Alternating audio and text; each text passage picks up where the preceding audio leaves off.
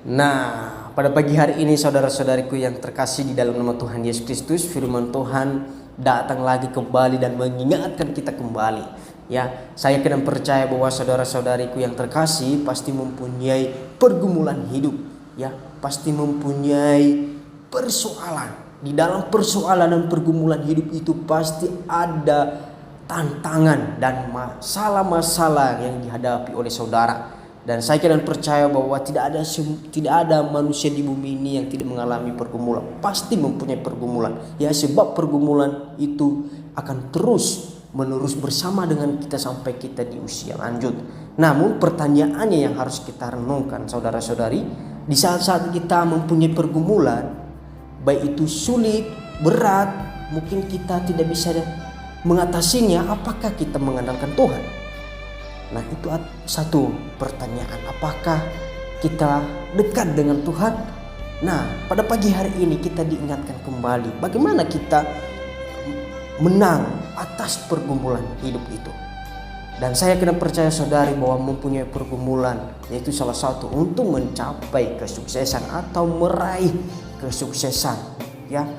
Apalagi masa-masa muda kita ini pasti banyak pergumulan-pergumulan yang terus diingatkan untuk bagaimana ke depan. Namun pada saat ini kita harus juga mengalami pemulihan terhadap pergumulan atau menang supaya pergumulan itu tidak akan terus menerus hidup dalam kehidupan kita seperti pergumulan yang sama.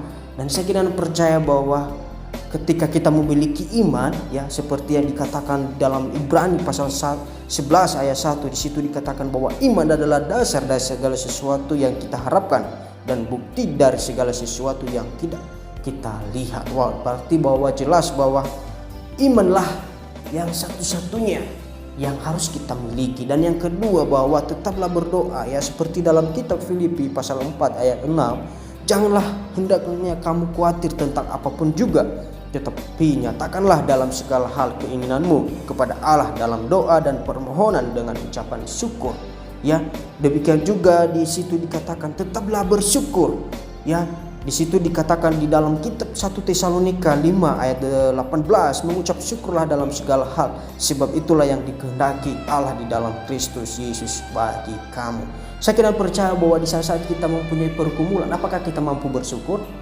Ya, itu suatu pertanyaan yang kedua. Namun ketika kita mempunyai pergumulan, apakah kita tetap berdoa?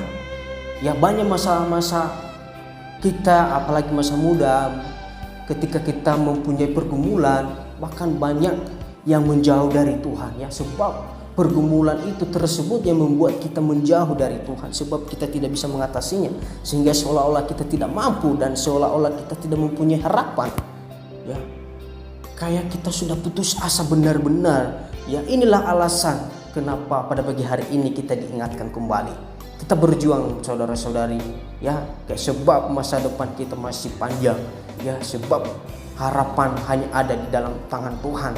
Dan saya kena percaya bahwa ketika poin ini yang menjadi dasar untuk kita terapkan dalam kehidupan kita, maka sesungguhnya semakin dekat dengan Tuhan melalui pergumulan kita.